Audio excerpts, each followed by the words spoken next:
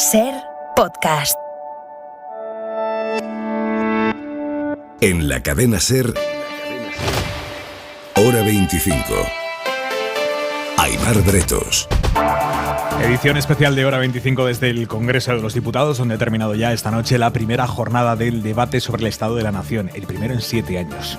Primer debate de este tipo. Hoy Podemos ha propuesto renombrarlo, dejar de llamarlo debate sobre el Estado de la Nación y que pase a llamarse debate sobre el Estado de España, asumiendo que en España hay muchas naciones o nacionalidades. Bueno, van a saber por aquí, por esta edición especial de Hora 25, las voces protagonistas de este debate, también algunos de los principales cronistas y analistas parlamentarios, como Esther Palomera. Palomera, buenas noches. Muy buenas noches, Aimar. Lucía Méndez, ¿cómo estás? Hola, buenas noches. Y Carlos Cue, muy buenas noches, ¿Qué Carlos. tal? Buenas noches, Aimar. Os pido brevísimamente un primer titular de lo vivido hoy aquí en el Congreso, que englobe lo más destacado para vosotros de todo lo sucedido en este debate. Bueno, yo creo que Pedro Sánchez ha hecho probablemente uno de los discursos más importantes de su carrera política. Creo que jugaba solo, creo que le ha beneficiado mucho el hecho de que el líder de la oposición no pudiera tomar la palabra en el hemiciclo porque no es diputado, y yo creo que hoy se ha entendido bien porque Pedro Sánchez ha convocado este debate del Estado de la Nación en estas circunstancias, ¿no? Creo que, bueno, salía a ganar porque realmente el formato lo beneficiaba y no ha habido cara a cara, que es lo que hace de este debate realmente la esencia de este debate, digamos, cara a cara del presidente del gobierno con el líder de la oposición. Palomera, ¿cómo lo ves tú? Bueno, yo creo que lo primero que tenemos que destacar es que es el regreso a la normalidad institucional. Efectivamente, tú acabas de recordar que llevamos 7 años sin el debate de la Nación, lo cual es una anomalía. Es verdad que se han producido circunstancias, unas sobrevenidas y otras por exceso de convocatorias electorales y bloqueos sucesivos en la formación de gobiernos, pero hoy regresa o debería regresar de una forma ya más sostenida del tiempo la normalidad institucional. En segundo lugar, yo creo que el presidente del gobierno hoy ha dado un giro de guión completo a la que venía siendo su acción de gobierno, que por un lado le permite reconectar con una mayoría social muy castigada por la subida de los precios y la inflación, y a la vez le permite reconciliarse también con sus socios de coalición. Y Carlos Cue. Si no, yo efectivamente creo que el formato beneficia siempre al gobierno. Este debate está pensado para beneficiar al gobierno porque habla cuando quiere, porque tiene todo el tiempo, porque marca desde la mañana, y efectivamente la anomalía de que no estuviera el líder de la oposición se lo pone más fácil a Sánchez. Pero dicho eso, creo que hay algo más.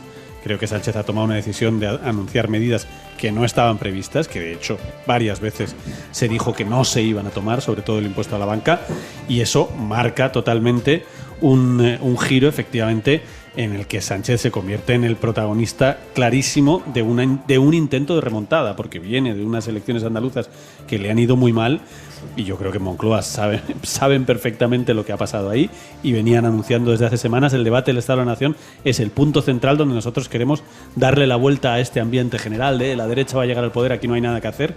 Bueno, yo creo que lo que Sánchez ha venido aquí a decir es: hay partido, tengo el gobierno, tengo capacidad de hacer cosas y voy a utilizar ese margen para lanzarle, como decía Esther, para lanzar mensajes a mi electorado de: oiga, señores, aquí estoy yo y voy a tomar este tipo de medidas y voy a ir al combate ideológico con el PP, que es lo que se espera, ¿no? Venga, continuamos ahora con el análisis, pero como les decía, van a pasar esta noche por aquí, por este estudio improvisado de la cadena SER en el Congreso de los Diputados, algunas de las voces protagonistas de este debate. Jaime de Olano, portavoz adjunto del Grupo Parlamentario Popular, muy buenas noches. Hola, muy buenas noches. Y gracias por venir esta noche a la cadena SER. Señor Olano, ¿cuál es su conclusión de esta primera jornada del debate sobre el Estado de la Nación? Bien, pues en primer lugar que el señor Sánchez, bueno, pues no habló de la realidad del día a día de los españoles, ¿no? En segundo lugar, no ha tenido ni el más mínimo asomo de autocrítica, ¿no? Cuando España resulta que en la mayor parte de las cifras macroeconómicas, cuando hablamos de recuperación, de caída del PIB, de cuándo vamos a recuperar esa riqueza perdida desde el año 2020, resulta que somos el último país de Europa, pues el hecho diferencial evidentemente pues es la política económica del gobierno, ¿no? Y cuando Sánchez no asume ni el más mínimo error en su política económica, y España, como digo, es uno de los peores países en tardar en recuperar el PIB, en caída de la riqueza, en déficit público, en incremento de la deuda pública, pues echa en falta esa autocrítica, ¿no? Pero es verdad que la autocrítica no va con el señor Sánchez. Y por otro lado, veo pues una ocasión perdida de realmente de anunciar medidas que pretendan atajar la inflación, ¿no? la subida de precios, ¿no? Lo que ha hecho el señor Sánchez no son medidas para reactivar la actividad económica, sino que son medidas para seguir subsidiando la economía española, y eso España no lo necesita, ¿no? Sí es cierto que ha reconocido que el incremento de recaudación tan extraordinario derivado de esta subida excepcional de los precios, ¿no? Y esos 15.500 millones que ha recaudado de más durante estos cinco meses, ¿no? Pero se ha negado o anunciado que no va a permitir ajustar el IRPF para intentar devolverle a los españoles pues eso que van a pagar de más o que están pagando ya de más en el IRPF, en las retenciones de sus nóminas o de sus pensiones, ¿no? En este sentido, creo que es una oportunidad perdida de verdad por el señor Sánchez, pues para tomar medidas para atajar la inflación y no simplemente pues seguir subsidiando la economía nacional. Sobre las medidas que sí ha anunciado el presidente, más allá de las que a ustedes les hubiese gustado que anunciara, sobre las que sí ha anunciado, por ejemplo, el impuesto específico para los beneficios de las entidades financieras, los bancos, o los detalles que ha aportado sobre el impuesto que ya se había anunciado para las empresas energéticas, o el abono para los trenes cercanías. Sobre esas medidas, ¿ustedes qué opinan? ¿Ustedes las van a apoyar cuando lleguen al Congreso? Bueno, yo, si me permites, creo que no ha dado detalle ninguno, ¿no? No conocemos absolutamente nada más allá de que la estimación de ingresos, cosa que viniendo del gobierno del señor Sánchez, cualquier estimación al final acaba incumpliéndose. Son 3.500 millones de euros en 2 años, el impuesto de las energéticas, que va a entrar en vigor en 2023, pero retroactivo para 2022. Un total de 7.000 millones en 2 años, ¿no? Pues como digo, lejos de tomar medidas para devolverle a los españoles el esfuerzo que les está exigiendo la inflación, lo que hace pues es crear dos nuevos impuestos, ¿no? Es decir, recaudar más. No conocemos la letra pequeña, no conocemos el sujeto pasivo, no conocemos el hecho imponible, no conocemos el tipo, con lo cual es muy difícil valorar esto más allá de unas previsiones de ingresos que, como digo, en el caso del Partido Socialista jamás se cumplen las previsiones en materia económica, y el ejemplo lo tenemos pues con la tasa Google o la tasa Tobin, que no recaudaron ni la mitad de lo que se había anunciado. A nosotros nos preocupa que, como cualquier impuesto que se crea o que se le impone a las empresas, esto no vaya a repercutir efectivamente en el ciudadano, ¿no? Como suele ocurrir casi siempre. Y tenemos ejemplos de esto.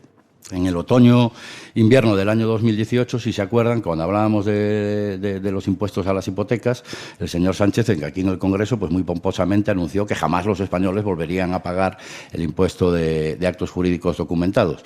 Y a los pocos meses el Banco de España sacaba un informe que decía que las entidades bancarias ya habían repercutido en las hipotecas que les facilitaban que firmaban con los ciudadanos un importe superior al equivalente a ese impuesto que, según el señor Sánchez, no íbamos a pagar los españoles. Es decir, al final acabamos pagando más. Y mucho nos tememos que en este caso pues esto acabará repercutiendo sobre los ciudadanos. Pero, como digo, no conocemos ningún detalle más allá de las previsiones temporales, 2 años. Y como concepto, ¿al PP le parece bien que se fijen impuestos extraordinarios para los beneficios extraordinarios de grandes empresas? Mira, aquí los únicos beneficios extraordinarios que sí ha reconocido el señor Sánchez y que todos podemos ver son esos 15.500 millones de euros de recaudación derivada de la inflación. Yo, cuando tenga un texto que pueda valorar, le diré, oiga, estoy de acuerdo con esto, no estoy de acuerdo. Un mero anuncio que además se venía... extraordinarios de las eléctricas. Se venía, eso no... Sí, pero es que quizás el señor Sánchez tendrá que explicarnos cómo lo va a hacer y qué es lo que realmente va a hacer, más allá de conceptos indeterminados como beneficios extraordinarios, ¿no? Porque esos mismos beneficios extraordinarios que dice ahora que va a gravar, resulta que hace unas semanas no se podían grabar. Es que aquí resulta que pasado mañana vamos a convalidar un Real Decreto en el que se contienen gran parte de las medidas que el señor Sánchez anunció que todavía, pues prácticamente, como digo, no están convalidadas y, sin embargo, ya se están modificando, ¿no? Es todo... en la política económica del Gobierno hay una grandísima improvisación, ¿no? Y a nosotros tenemos que lamentar mucho pues que no se hayan sentado con nosotros a debatir, a negociar pues ese plan económico que le presentó el señor Feijóo en el mes de marzo, que todavía no se han sentado a negociar con el Partido Popular. Y yo creo que la inmensa mayoría de los españoles, y seguro que la inmensa mayoría de los votantes del Partido Socialista, preferirían que la política económica del Gobierno se pactara con el Partido Popular con el señor Feijóo y no con el señor Echenique, ¿no? A mí me preocupa mucho que el señor Echenique, que Podemos esté muy contento con este giro en la política económica del Gobierno, porque quiere decir que el Gobierno en materia económica se está yendo hacia la extrema izquierda, y eso creo que es muy peligroso, porque las políticas económicas de la extrema izquierda no han funcionado jamás, ni aquí Como le oigan ni en en la extrema izquierda diciendo que Pedro otro. Sánchez es extrema izquierda, se le sale la mandíbula. Bueno, hoy toda la extrema izquierda aplaudía las medidas del señor Sánchez, por lo tanto podemos concluir que ese giro a las políticas económicas de Podemos pues lo ha dado Pedro Sánchez, y además ha resultado sorprendente pues determinadas reacciones, ¿no? Ver cómo, por ejemplo, una parte del Gobierno, la señora Yolanda Díaz, ni siquiera aplaudía al señor Sánchez cuando iba anunciando algunas medidas, o cómo el Ministerio de Educación tenía que salir a rectificarse primero al señor Sánchez, después a sí mismo, y al final lo dejó en una absoluta indefinición con respecto a los 100 euros que dice que le van a dar a los que tienen una beca durante los próximos 3 meses, ¿no? A partir de septiembre. Tengo la sensación de que... ¿Qué opina usted de que las familias con hasta 180.000 euros de ingresos puedan pedir becas para estudiar en colegios privados? Bueno, a mí me preocuparía más que alguna familia perdiera una beca. Todo lo que sea incrementar las ayudas al estudio yo creo que es positivo, ¿no? Y ya le digo, me preocupa esta improvisación de que ya no es solo que el Gobierno de Sánchez esté dividido y que no le cuenten las medidas a la parte de Podemos del Gobierno y a la parte de Izquierda Unida, sino que da la sensación, y viendo la reacción del Ministerio de Educación, así es, da la sensación de que ni siquiera algunos ministros socialistas, en este caso la de la señora de Educación, Pilar Alegría, ni siquiera conocía estas medidas, ¿no? Porque el cruce de desmentidos y correcciones y puntualizaciones a lo largo de todo el día pues nos indica que esto ha sido efectivamente así. Esto creo que no es serio, ¿no? Señor Olano, ha llamado la atención que hoy haya ocupado tanto tiempo, casi un tercio del discurso de Cuca Gamarra, y la banda terrorista ETA, disuelta ya hace más de una década. La memoria de la banda terrorista ETA, ¿de verdad es comparable, como ha planteado hoy Cuca Gamarra, la actitud del PP ante el gobierno actual y sus socios con la rebelión cívica ante ETA que supuso el espíritu de Hermo? Esa comparación explícita la ha hecho Cuca Gamarra, ha llamado muchísimo la atención. Bueno, el que ha traído a Bildu, sobre todo, y por extensión a la banda terrorista ETA al debate del Estado de la Nación, ha sido Pedro Sánchez desde el momento en que ha decidido pues la tramitación de la Ley de Memoria Histórica entre medias del debate sobre el Estado de la Nación, lo cual nadie puede entender, lo mismo que ha pasado o que está pasando con la modificación de la Ley Orgánica del Poder Judicial, ¿no? Para poder el Gobierno pues nombrar esos 2 magistrados del Tribunal Constitucional. No ha sido el Partido Popular el que lo ha elegido así. En cualquier caso, hoy yo creo que es un día muy especial para cualquier demócrata en nuestro país, ¿no? Hace 25 años la banda terrorista ETA asesinaba o secuestraba y posteriormente asesinaba a Miguel Ángel Blanco, ¿no? Y creo que eso supuso un antes y un después en la reacción ciudadana, muy especialmente de la sociedad vasca ante la banda terrorista ETA, ¿no? Y creo que bueno, pues es un hecho de la suficiente relevancia esos 25 años pues para darle pues un nuevo homenaje como se merece aquí en la sede de la soberanía nacional, en la sede de la democracia de nuestro país, ¿no? Hay que recordar que Miguel Ángel Blanco fue asesinado precisamente por defender la libertad y la democracia, ¿no? Jaime de Olano, portavoz adjunto del Grupo Parlamentario Popular, le libero, que sé que tiene ahora mismo otra entrevista con los compañeros de otra cadena, pero de verdad le agradezco mucho que haya venido esta noche a la cadena SER. Pues muy amable, muchas gracias, Aymar. Y tenemos ya por aquí a Pablo Echenique, portavoz parlamentario de Unidas Podemos. Señor Echenique, buenas noches. ¿Qué tal, Aymar? ¿Cómo ha visto usted el debate? Les hemos visto a lo largo del día celebrando con alborozo el contenido y el tono del discurso del presidente. Lo que se ha vivido hoy es loctite para la coalición. Es una buena noticia, sin duda. Y es una buena noticia en 2 sentidos diferentes.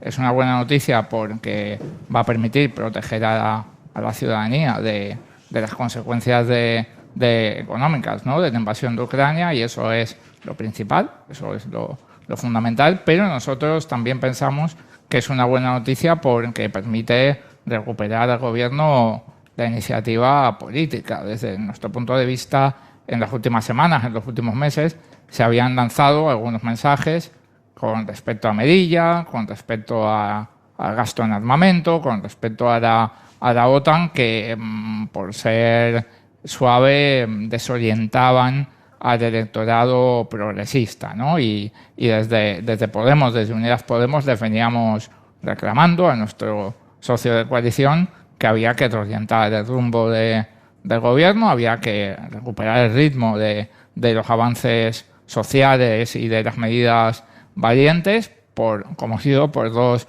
motivos. Primero, porque España vive un momento muy difícil y la gente lo está pasando mal. Y segundo, porque entendemos que esa es la manera en la que el electorado de ambas fuerzas se puede ver reconocido en la acción política del gobierno de coalición, y eso aumenta las probabilidades de que esto no sea flor de un día y de que en las elecciones generales de 2023 podamos revalidar esa mayoría progresista que hizo posible el gobierno de coalición. Estaba el señor de Olano, el portavoz adjunto del PP, muy preocupado por si a ustedes no les habían avisado de las medidas antes de anunciarlas. No sé si me puede confirmar si ha sido así, si ustedes las conocían, hasta qué punto. Yo no tenía información, pero entiendo que había habido algún tipo de comunicación en el seno del gobierno. En todo caso, hay un refrán, creo que es italiano, no lo voy a decir en italiano porque aquí a Carlos Escudero, claro. Haría ridículo, pero que en castellano es si lo saben tres, lo sabe el rey, ¿no? Cuando tú quieres hacer un anuncio y no quieres que lo hagan por ti, lo típico es que lo sepa un círculo pequeño de gente. Yo entiendo eso. Ustedes han notado cierto giro a la izquierda de Pedro Sánchez. Se lo digo porque hoy, cuando los portavoces de Unidas Podemos, entre ellos usted, han dicho bienvenido a la izquierda, tal, el presidente ha dicho no hay un giro a la izquierda como tal. Si analizamos rigurosamente las medidas, no existe un giro a la izquierda. ¿Usted nota ese giro a la izquierda?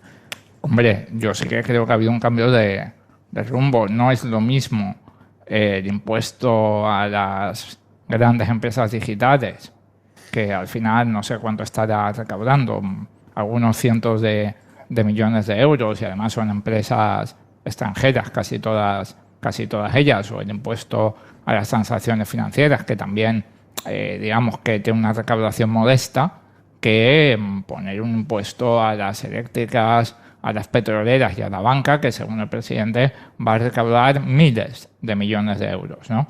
Creo que eso es algo que nosotros venimos pidiendo desde hace mucho tiempo, y creo que eso sí supone un cambio en la política fiscal de gobierno que es no menor. Y también algunas de las medidas sociales que ha avanzado, ¿no? Yo creo que mucha gente se habrá quedado, en fin, gratamente sorprendida de que se vaya a poner gratis el bono de transporte para cercanías, media distancia, etcétera. ¿Le había faltado al gobierno empatía hasta ahora? Porque es una de las cosas, usted lo sabe, que más se han destacado hoy del discurso del presidente. El grado de empatía que ha explicitado en sus palabras, en sus mensajes. ¿Le había faltado al gobierno empatía? Yo es que no soy muy dado a juzgar la actividad política en términos de sentimientos. Por mi experiencia, el Partido Socialista, o por lo menos las personas individuales, ¿no?, que componen el Partido Socialista, sí tienen una sensibilidad, ¿no?, respecto de los problemas cotidianos que tiene la gente. Yo creo que sí la tienen, o por lo menos la gente que yo he conocido, la mayoría de ellos la tienen. Creo que no es un tema tanto de eso como de atreverse a molestar a ciertos poderes que tienen mucho poder en España. Hemos visto cómo ha caído la banca en la bolsa. A mí no me llaman los bancos, pero supongo que al presidente del gobierno sí. Bueno, pues nosotros normalmente, cuando hemos visto reticencias en el socio, creo que no tiene tanto que ver con que no crean, ¿no?, que hay que ayudar a la gente, como con que a veces les cuesta más que a nosotros, ¿no?, pues tocar los intereses de ciertos poderes. ¿Qué lectura hace usted de la caída bursátil de las entidades bancarias hoy en España, que ha sido profunda, ha sido en torno al 8%, hasta el 8%? Bueno, la banca está ganando muchísimo dinero, está repartiendo un montón de dividendos. Con la subida de tipos va a ganar muchísimo más. No creo que estén en problemas los bancos en España, al revés. Creo que les va muy bien y de hecho a la mayoría de empresas del IBEX les va muy bien. En una época en la que a la gente le cuesta llegar a fin de mes. Yo la lectura que hago es que si ha habido esa bajada, los inversores normalmente, hacen lo que se llama descontar, ¿no?, en terminología bursátil, que es anticipar en el valor, ¿no?, de la empresa sus beneficios futuros, ¿no? Bueno, pues si ha bajado casi un 10%, es probable que el impuesto vaya a ser eficaz. ¿Qué le parece el gesto de Gabriel Rufián, que tanto ha enfadado al presidente del gobierno? El gesto de poner sobre la tribuna 3 balas que él asegura que fueron recuperados en la frontera de Melilla. No lo he visto. No estaba en ese momento en el hemiciclo. Nuestra opinión sobre lo que pasó en Melilla, más allá de las formas de Gabriel Rufián o de cualquier otro portavoz, es clara. Nosotros pensamos que no se puede aceptar que mueran 37 o más seres humanos, porque todavía no sabemos ni siquiera cuántos han sido en nuestras... Ni nosotros ni la Fiscalía, que dijo ayer que no sabía cuántos seres humanos han muerto 3 semanas después. Claro, es que es en suelo marroquí y ya sabemos cómo es el régimen marroquí, ¿no? Eso fue terrible, fue durísimo. Yo me quedé en shock viendo las imágenes y creo que eso no lo podemos permitir. Hoy el presidente ha hablado de defender nuestras fronteras y, bueno, pues es evidente que cualquier país tiene que defender sus fronteras, pero al mismo tiempo un país como España no puede permitir que muera gente de esa forma en nuestras fronteras. Eso no tiene que caber en nuestra manera, ¿no?, de entender las migraciones bajo ningún concepto. Además, la inmensa mayoría de los migrantes que entran de forma irregular en España lo hacen por los aeropuertos. Es decir, no nos podemos permitir que donde está el flujo migratorio más pequeño, que es en el mar y en la valla de Melilla, ocurran estas tragedias humanas, porque ni siquiera es el grueso de la inmigración irregular que llega a nuestro país. Señor Echenique, déjeme que le ponga un paréntesis a la crónica parlamentaria de hoy, que le pregunte por otro asunto bien distinto, que es por el papel que va a jugar Podemos dentro de Sumar, el proyecto político que está impulsando Yolanda Díaz. ¿Lo tienen claro ya? ¿Qué va a ser de ustedes y de Podemos como proyecto político dentro de un proyecto que a lo que aspira es a desbordarlo? Yo creo que lo que tenemos que esperar es que Yolanda vaya tomando las decisiones y estar atentos a lo que ella piensa, y nosotros... O sea, las decisiones las toma todas ella.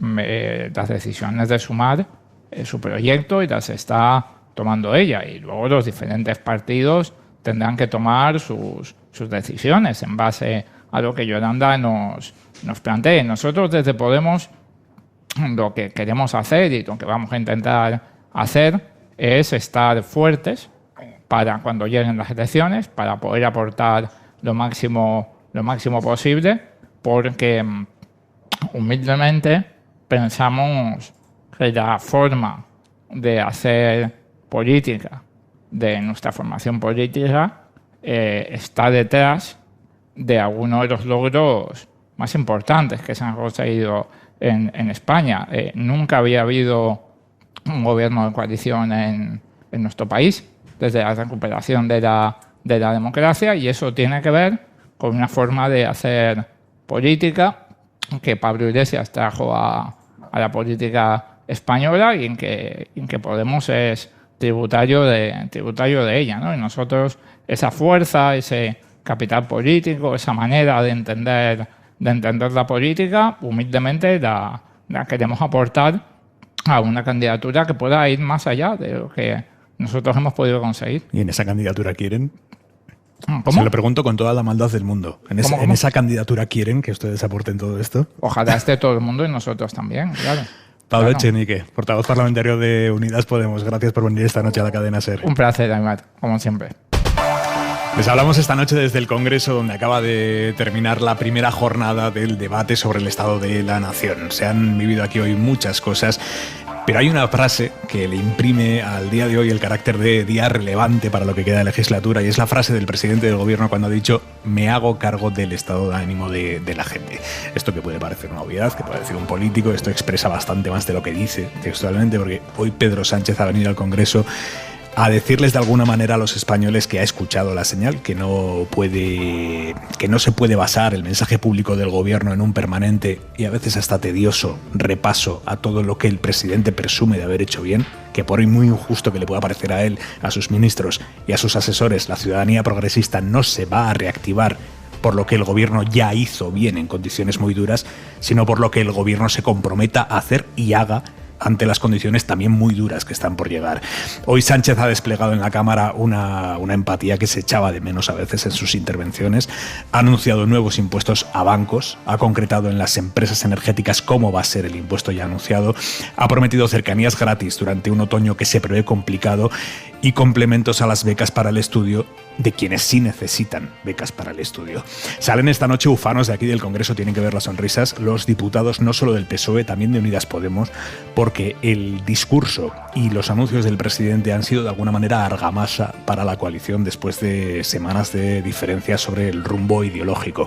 Y es precisamente ideología lo que se ha detectado hoy, y en buenas dosis además en el discurso de Sánchez, un discurso que Moncloa pretende sea revulsivo para las bases socialdemócratas tocadas de alguna manera tras el trago andaluz. Vamos a analizar esta noche las luces, las sombras de los anuncios planteados por el presidente, como la caída intensa de los bancos hoy en bolsa tras el impuesto específico anunciado por el gobierno, reacción exagerada de los mercados sobre reacción quizá para sobreactuada hoy, la línea o parte de la línea de oposición de un PP que ha decidido que era buena idea hoy en julio de 2022, con el mundo patas arriba y con las familias soportando a pulmón una inflación del 10%, ponerse a hacer oposición con ETA y con la memoria de las víctimas de ETA, hasta el punto de que Cuca Gamarra ha llegado a equiparar en la misma frase la posición actual del PP ante el gobierno y sus socios con el espíritu de Hermoa, que fue la resistencia cívica ante ETA. Lo vamos a escuchar después.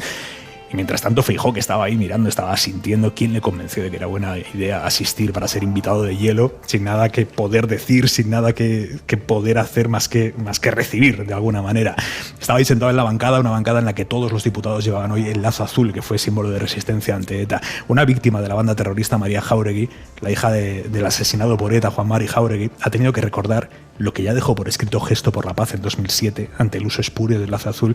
En aquel año Gesto por la Paz pidió que, por respeto a lo que significó el esfuerzo personal de miles de personas que sufrieron amenazas y agresiones por portar aquel lazo, pidieron respeto hacia el lazo como símbolo y su no utilización para protagonizar campañas con fines distintos para los que fue creado. Esto lo pidió Gesto por la Paz hace década y media. Y hoy el PP se ha plantado con el lazo azul en la solapa como pretendida herramienta de erosión política contra Sánchez.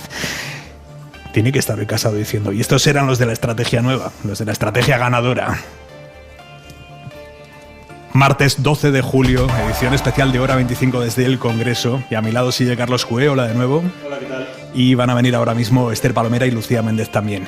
Antes de ahondar en el análisis, el día en 2 minutos. Joan Jimeno, buenas noches. ¿Qué tal? Buenas noches. El Ejército ha tenido que reforzar esta tarde su ayuda en el incendio de las Urdes, que afecta a unas 3.500 hectáreas de Extremadura y de Castilla y León. La noche va a ser determinante para el control de las llamas. Los bomberos dicen que va a depender todo del calor y del viento de las próximas horas. No está del todo claro si vamos a tener una situación de estabilidad o si puede haber algún pequeño cambio de viento. Si hubiera algún cambio de viento nos puede afectar bastante, porque la verdad es que hay zonas que están todavía bastante sensibles. En Madrid, en el municipio de Collado Mediano, unas 500 personas dormirán esta noche fuera de sus casas por otro incendio desatado hoy. Dicen los responsables de emergencias que este fuego evoluciona favorablemente, aunque todavía queda bastante trabajo por delante. Además, el grupo de homicidios de la policía investiga como muerte violenta la aparición en Málaga del cadáver de una mujer dentro de una alcantarilla. De momento no trascienden más datos. La identificación del cuerpo está todavía pendiente y puede demorarse por su estado de descomposición. Todo esto en España. En Reino Unido, in alphabetical order, Kemi Badenoch, proposed by Lee Rowley, seconded by Julia Lopez. Suella Braverman. Son 8 los candidatos a sustituir a Boris Johnson, los 8 diputados conservadores que nombraba el presidente del Comité 1922, Graham Brady. Sigue adelante el proceso de relevo del primer ministro británico. Ahora los Tories votarán varias veces para reducir esa lista a 2. Solo una moción de censura puede tumbar este proceso, pero de momento la que estaba prevista para mañana no se va a celebrar porque Johnson la ha bloqueado en el Parlamento. Y una cosa más de este martes: hoy se han conocido las series nominadas a los Emmy y Succession parte como principal favorita, aunque competirá con 2 de las series más vistas en Netflix, con El Juego del Calamar y con Stranger Things. Gracias, Joan. Y en la contra de Hora 25...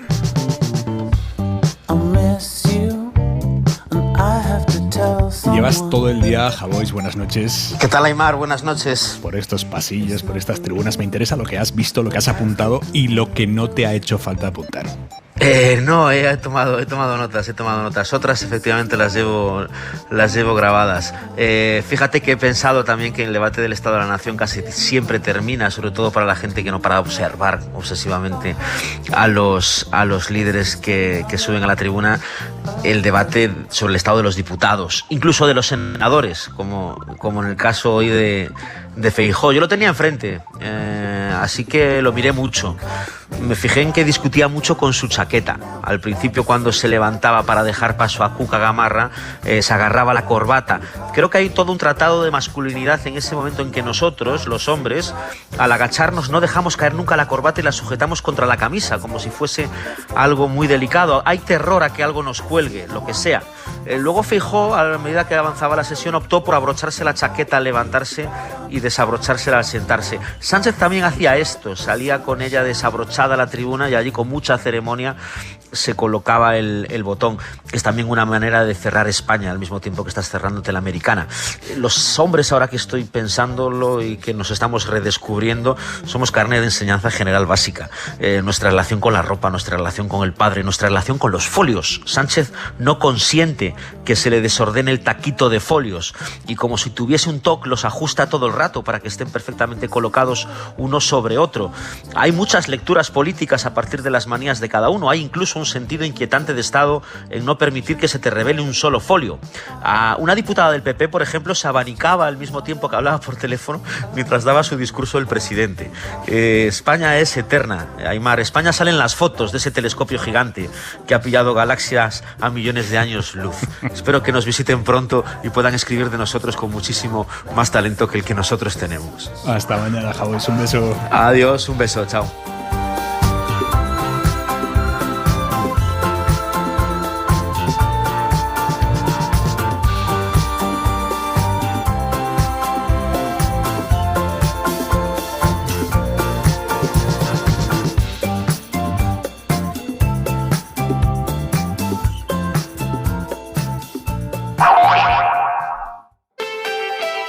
Hora 25, con Aimar Bretos. Son las 10 y 11 minutos de la noche, las 9 y 10 en Canarias. Ministra, portavoz del Gobierno, Isabel Rodríguez, muy buenas noches. ¿Qué tal? Muy buenas noches. ¿Qué lectura hace el Gobierno de esta primera jornada del debate sobre el Estado de la Nación aquí donde estamos, en el Congreso de los Diputados? Bueno, pues que estaba muy bien que volviéramos a recuperar este debate tan importante para nuestro país, que sin duda ha sido un día importante para el Gobierno en el que damos de nuevo respuesta al momento de tanta dificultad que vive el país. Lo hacemos con realismo. Creo que el presidente del Gobierno lo ha hecho desde la empatía, sabiendo que el momento es importante y que, como ya hiciera en la gestión de la pandemia, en los peores momentos del COVID, había que ponerse al frente, ir a por todas, como él ha verbalizado, y llevando a cabo unas medidas que se dirigen a la inmensa mayoría de los españoles y de las españolas, que vienen a amortiguar el coste de esta guerra y de sus consecuencias económicas. Y lamentablemente quizás ha faltado altura de miras en la oposición, pero sin duda tenemos la esperanza de que en lo que resta de debate y a través también de las propuestas, pues al menos se puedan posicionar en torno a estas grandes medidas que el presidente ha propuesto en el día de hoy. Mencionaba usted la empatía. Al Gobierno le ha faltado empatía hasta ahora en su mensaje público? No, tal vez hemos gestionado tanto y hemos trabajado tanto que hemos dejado menos tiempo a contarlo. Yo siempre digo que cuando se está gestionando, cuando se está gobernando y sobre todo cuando se ha hecho, como le ha tocado gestionar a este gobierno y al presidente Sánchez, momentos de tantísima dificultad, lamentándolo mucho, a veces es mucho más importante estar en lo importante, en la toma de decisión, que en la necesaria comunicación de la misma, pero es que hay veces que el tiempo es el que es, las horas son las que son y sin duda este gobierno y su presidente está entregado a la gestión y a las dificultades que hemos tenido que atravesar en estos años. No han sido tiempos normales, no hemos tenido descanso, se han gestionado situaciones muy extremas, se han gestionado con éxito. Y además el presidente lo decía esta mañana y me apetece recordarlo, ha sido posible todo lo que hemos hecho porque hemos contado con la grandeza de la ciudadanía española, que en los peores momentos también supo estar a la altura de las circunstancias, confió en el gobierno y un poco el mensaje que hoy trasladaba el presidente es el mismo. Confiaron en nosotros entonces para la gestión de la salud y de la pandemia y ahora también ese mensaje de tranquilidad porque sabemos que hay dificultades y hay que abordarlas también desde la confianza. ¿Quiénes son los traficantes del miedo y los profetas de la catástrofe de los que ha hablado el presidente? Bueno, lo hacen con tanta claridad que creo que son fáciles de identificar. Mire, yo he lamentado mucho que hoy el Partido Popular no haya sido capaz siquiera de responder a preguntas tan concretas como las que le hacía el presidente del Gobierno. ¿Qué van a hacer en la votación que se va a producir en unos días aquí en el Congreso, ¿no?, en relación a las propuestas que llevamos para combatir las consecuencias de la guerra? Tan difícil es posicionarse y decir si estás a favor o no de que en esta ocasión, en esta crisis, no la paguen los mismos y que sean aquellos que están recibiendo pues unos beneficios extraordinarios. El presidente daba los datos tanto en el ámbito de la energía, en las empresas energéticas, como en el ámbito de la banca. Sean estos los que ahora contribuyan también a gestionar esta situación. No era tan difícil la pregunta y ni siquiera eso se han atrevido a responder. Y acaba de estar aquí Jaime de Olano, que es el portavoz adjunto del Grupo Parlamentario Popular, y nos ha dicho, no ha habido en hora y media ni un ápice de autocrítica por parte del gobierno. Y es cierto que no ha habido un ápice de autocrítica por parte del gobierno en todo el discurso del presidente, pero nada además. Ha habido muchas cosas, pero autocrítica. Mira, el presidente no deja de decirlo nunca. Yo no sé si es que hay veces que, claro, esto del subconsciente, el presidente siempre dice con nuestros aciertos y nuestros errores. Y lo ha dicho en varias ocasiones a lo largo. Decir eso no es decir nada, portavoz. Bueno, sí, igual que yo. Decir eso significa que sabemos que cuando gestionamos cometemos errores, pero que la voluntad de Dígame uno que han cometido.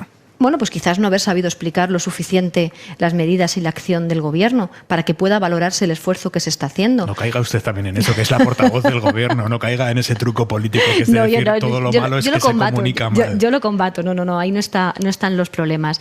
Bueno, pues quizás ha habido demasiado ruido que podríamos haber evitado, pero sin duda yo creo que lo relevante es que en un momento de dificultad el país estuvo a la altura y hoy el gobierno está a la altura de su país. ¿Le preocupan al gobierno las bajadas muy notables que han vivido hoy los bancos españoles en bolsa? Bueno, es normal cuando se producen noticias de este tipo, que se produzcan estos vaivenes en los mercados, que se recuperan también en poco tiempo. Yo creo que lo importante es que efectivamente hay maneras distintas de gestionar la crisis. Yo estaba aquí también en el Congreso de los Diputados cuando el gobierno de Mariano Rajoy decidió que entonces lo que había que hacer era salvar a los bancos. Y hasta 60.000 millones del dinero de todos fueron a parar a los bancos. Y hoy la respuesta es distinta. Y es que esta crisis no la pueden pagar ni las familias, ni las empresas, ni la clase media y trabajadora. Y que si alguien tiene que cumplir con sus obligaciones y con su responsabilidad social, son precisamente aquellos que están doblando sus beneficios. ¿Le consta si la medida del impuesto a la banca estaba comunicada, dialogada, negociada con la banca?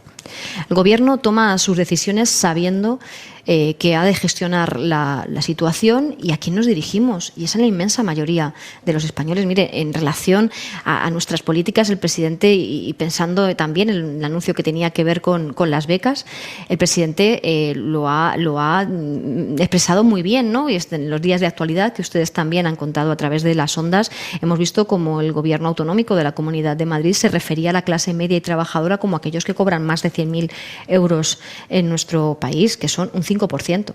Este gobierno trabaja para la mayoría y la mayoría son el otro 95%. ¿Hay alguna de las medidas que ha propuesto el PP en su discurso que les haya parecido interesante o que vayan a estudiar?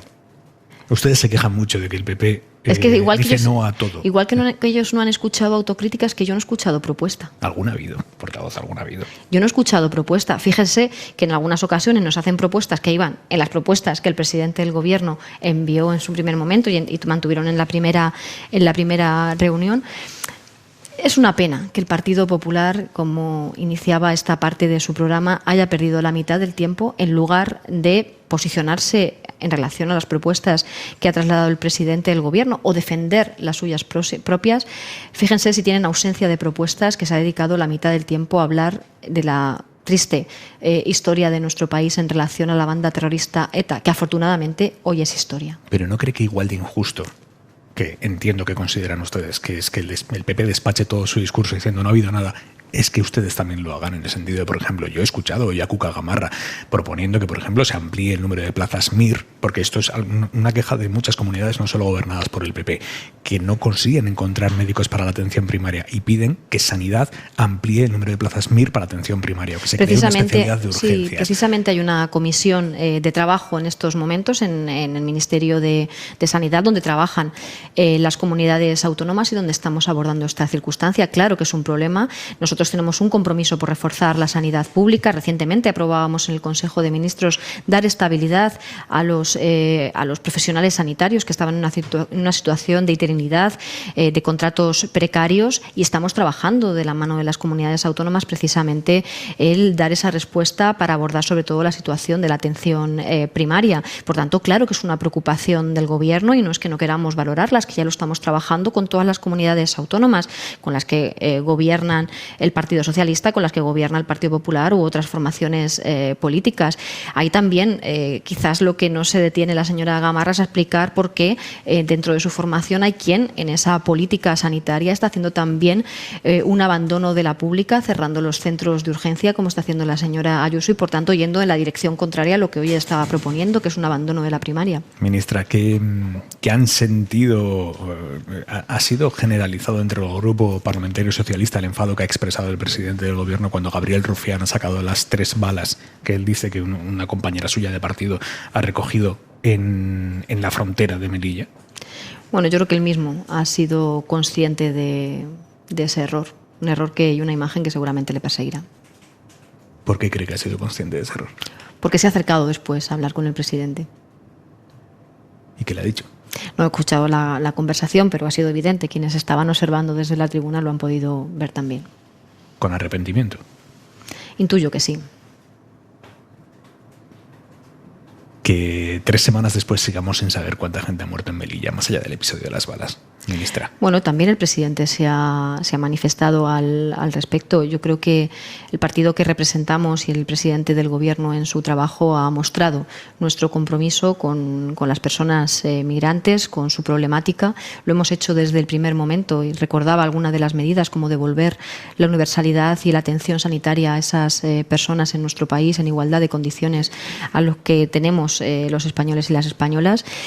Ha mostrado su pesar y su lamento por lo ocurrido, pero este es un asunto muy complejo, donde España también está liderando desde el primer momento en el ámbito de la Unión Europea una respuesta que ha de ser una respuesta conjunta, global, a un problema que no es sencillo, que no es fácil y que hemos de abordar de manera global. Pero más allá de la problemática global, ministra, aquí hay una problemática muy concreta y es que murieron por lo menos 23 personas. Las ONGs dicen que 37. Ayer estuvo con nosotros aquí en Hora 25 el portavoz, el defensor del pueblo, Ángel Gabilondo, y nos reconoció que ni la delegación del Gobierno ni la Guardia Civil le han mandado ni una sola imagen de las que él pidió sobre lo que pasó ese día en La Valla. Y la delegación del Gobierno es su Gobierno y la Guardia Civil atiende jerárquicamente a su Gobierno.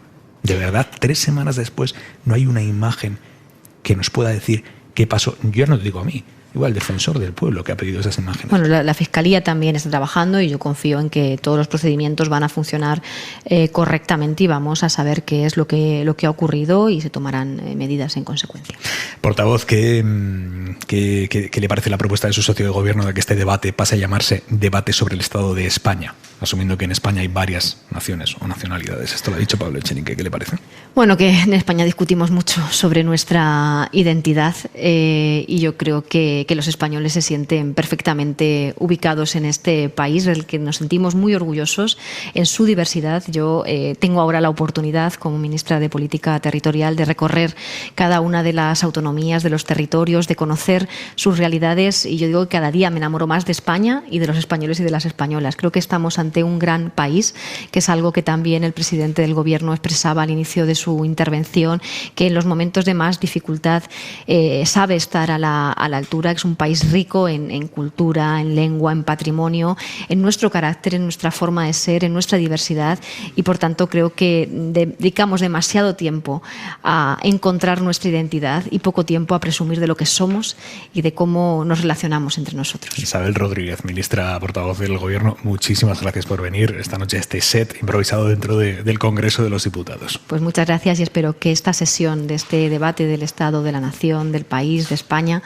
haya dado tranquilidad a los españoles y a las españolas, que sepan que este Gobierno se hace cargo de la situación, que su presidente ante la adversidad siempre ha dado muestras de fortaleza y que vamos a responder con determinación y vamos a estar aquí para contener la inflación y para dar respuesta a una mayoría social. Ministra, gracias. Buenas noches. Buenas noches. Cue, tu análisis. Hemos escuchado en los últimos 3/4 de hora 3 visiones completamente antagónicas de lo que ha pasado hoy aquí, en este Congreso de los Diputados. Pero vamos, es que tú intentas hacerte una idea de lo que ha pasado escuchando las 3 versiones que han pasado por estos micrófonos, y es que imposible. No, te diré que yo creo que no tan antagónicas, y me sorprende que no sean antagónicas las visiones de la representante se me escucha así, de la representante del Gobierno y el representante de Podemos. Quiero decir que creo que lo de hoy también ha servido un poco. La coalición viene de una semana muy dura, un Consejo de Ministros la semana pasada que fue muy duro con el tema de las armas. Nos cuentan que hubo una tensión muy fuerte en el Consejo de Ministros, y yo creo que era importante también para la coalición. Y a mí me ha llamado la atención precisamente que parece que el tono es completamente diferente. A Unidas Podemos le ha gustado el giro, y eso creo que va a facilitar lo que va a pasar en las próximas semanas. Yo creo que es un momento clave para Sánchez. Lo que ha pasado hoy no estaba previsto. Esto de la política, siempre creemos que todo está pensado, nada nos va a sorprender, todo el guión está ya escrito, y no es verdad. Y los que llevamos unos años en esto sabemos que no es verdad, no estaba escrito para nada. Evidentemente Sánchez lo tenía preparado, pero la forma en la que eso ha salido, las iniciativas que se han decidido, sobre todo han decidido una cosa que habían dicho que no iban a hacer durante meses, que es el impuesto a la banca, que generó unos debates muy intensos en el Gobierno, y había sectores importantes del Gobierno que no lo veían. Y si Sánchez ha decidido ir a eso, que por cierto es la línea en la que están yendo muchos países europeos, grandes impuestos a las energéticas, grandes impuestos a la banca, si ha decidido ir ahí es porque sabe que la crisis es mucho más de fondo de lo que se pensaba. Sobre todo la inflación es mucho peor de la que pensábamos hace 3 meses, va para mucho más largo de lo que se pensaba hace 3 meses. Y como decías tú al inicio del programa, necesitaba Sánchez aprovechar este debate, que lo ha pensado él y lo ha puesto en la fecha, para darle una vuelta y para conectar con la gente y decirle: señores, estoy aquí, sé lo que pasa y voy a tomar todas las medidas que haga falta o que pueda, y arriesgándome, evidentemente. Esto ya hemos visto, y lo decía antes Echenique, hemos visto la reacción en la bolsa, pero ya están reaccionando los bancos, ya están reaccionando las grandes energéticas. Vamos a ver en la próxima semana, en las próximas 2 semanas, vamos a tener una discusión de fondo durísima contra el Gobierno. Vamos a ver un montón de gente criticando al Gobierno por estas medidas. Hoy es el día grande del Gobierno, con sus aplausos y con el apoyo de su gente, pero el mundo del poder económico se va a mover, y vamos a ver en los próximos días críticas durísimas. Con lo cual Sánchez ha tomado una decisión arriesgada. Ha jugado fuerte. Yo creo que le ha salido bien. Creo que el día de hoy le ha salido a Sánchez inmejorable, difícil mejorarlo, pero ha tomado una decisión arriesgada que tendrá consecuencias. O sea, ha decidido entrar en una batalla que es complicada desde la visión de la izquierda. Palomera.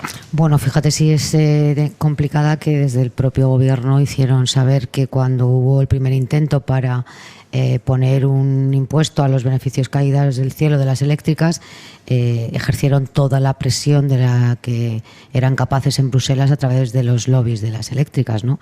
Esto es así. Pero no están solo los lobbies, están los mejores abogados de amenazas judiciales, en fin, sí, que esto será un proceso largo. Hoy, para empezar, yo creo que el Partido Popular no se ha atrevido a rechazar de forma, ni clara, ni directa, ni indirectamente, la aprobación de ese impuesto, del impuesto a las eléctricas y del impuesto a las entidades financieras. Hombre, hay que recordar que este impuesto ya se ha impulsado y se ha creado en otros países europeos donde no precisamente gobiernan ni los trotskistas, ni los comunistas, ni los bolivarianos, sino gobiernos conservadores, liberales, incluso algunos ultraconservadores. Y hombre, es verdad que tú dices, estas decisiones se toman porque el presidente del gobierno es consciente de la profundidad y la dimensión de la crisis. Pero hombre, tampoco nacimos ayer. La profundidad y la dimensión de la crisis sabíamos desde hace muchos meses la hondura que tenía.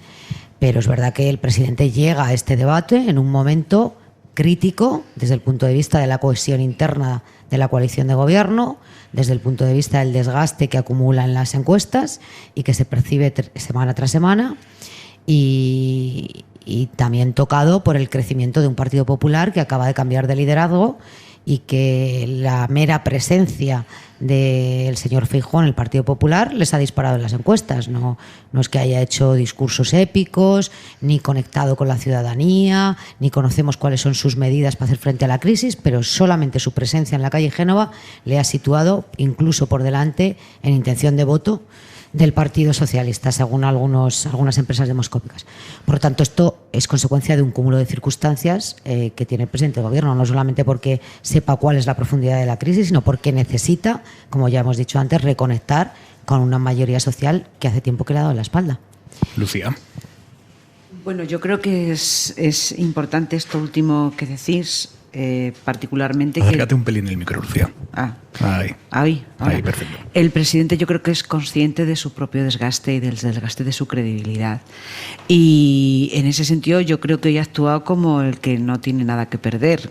Quiero decir que tiene todo que ganar, y hoy ha hecho un movimiento efectivamente muy potente, ¿no? Un movimiento político muy potente, y que, bueno, la prueba es que nos ha sorprendido a todos, ¿no? Por eso digo que no solo, en política las cosas no están previstas. No solo a nosotros, ha sorprendido, yo creo, a toda la Cámara. Yo creo que esa es la razón por la que el Partido Popular pues se tiene que pensar un poco, ¿no?, exactamente cuál es su reacción. Hombre, en ese sentido, bueno, como no ha tenido que intervenir el líder del Partido Popular, tampoco se ha visto obligado, ¿no?, a pronunciarse exactamente y concretamente sobre las medidas que se ha propuesto. Hombre, yo creo que la situación que vive el gobierno de coalición, a mí me parece, bueno, habéis interpretado que de alguna manera Pedro Sánchez se ha acercado a su socio con estas medidas. Bueno, yo creo que puede ser así, pero también hay otra interpretación. Yo creo que Pedro Sánchez, al no comunicar estas medidas a su socio, sino que su socio de gobierno se ha enterado al mismo tiempo que nosotros y que todo el mundo, lo que está diciendo es: yo gobierno y estos pues están aquí un poco de oyentes, ¿no? O bueno, ni siquiera de oyentes, porque ni siquiera se lo ha dicho en el Consejo de Ministros. O sea que yo creo que ahora lo del gobierno de coalición pues es un nombre que realmente no sé si se corresponde con el funcionamiento interno del gobierno, ¿no? Y yo creo que efectivamente, como es muy consciente de su desgaste, hoy ha tenido una intervención que no suele prodigarse él en este tipo de intervenciones. Es decir, yo creo que la sobriedad y sobre todo, bueno, él ha empezado hablando del alma, ¿no?, de la economía del alma y del gobierno con alma. La vicepresidenta segunda el otro día, el domingo, en la entrevista en El País, dijo: este es un gobierno sin alma. Yo creo que eso le ha sentado regular en la Moncloa y al presidente del gobierno. Y de hecho ha empezado diciendo que sí, o sea, ha empezado hablando precisamente de esto, intentando demostrar que efectivamente el alma es importante y la empatía es importante. Y yo creo que a eso ha dedicado buena parte de su discurso, y además pensado, quiero decir, que era una cosa trabajada, no era una cosa improvisada, era una cosa trabajada en el tiempo, y creo que probablemente ese sea el déficit, ¿no? Eso es lo que se supone que le falta un poco a Pedro Sánchez, al presidente del gobierno, ¿no? La empatía con los que sufren, pues hoy eso, por ejemplo, lo ha dejado muy claro, ¿no? Y ha dedicado gran parte de su discurso a eso, y yo creo que no es por casualidad, ¿no? Eso es me parece un mensaje a la propia vicepresidenta diciéndole, oye, pues no es verdad que sea un gobierno sin alma, particularmente porque yo recuerdo que el Partido Socialista en el año 13, en el año por ahí, del año 12 o 13, cuando tuvieron lugar los recortes por parte de Mariano Rajoy, lo que le decía a Mariano Rajoy es que era un gobierno sin alma, ¿no? Entonces creo que eso, en fin, yo creo que eso forma parte de la historia, y yo creo que para el Partido Socialista eso no ha sido agradable. O sea, yo creo que hoy el presidente también ha querido mandarle un mensaje, y sobre todo, perdona, ya acabo, yo creo que el mensaje político, más allá de las medidas, que efectivamente, como dice Carlos, esta semana iremos, pues, en fin, habrá polémica y lo que quieras. Yo creo que también el presidente lo que les ha dicho a la oposición y a todos es: yo voy a combatir hasta el último minuto.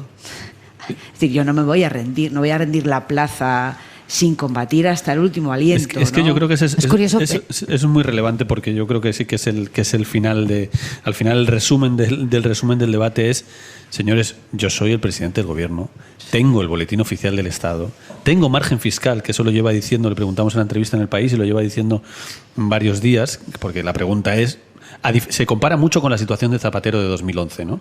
Y el PP quiere de alguna manera dibujar el panorama de 2011, que es que se hundió el Partido Socialista por la crisis, Zapatero no pudo ni presentarse, claro. Se presentó Rubalcaba y tuvo el peor resultado de la historia, y Rajoy mayoría absoluta. El PP quiere dibujar ese escenario y se lo está empezando incluso a creer el PP, ese escenario. Ese escenario no es real.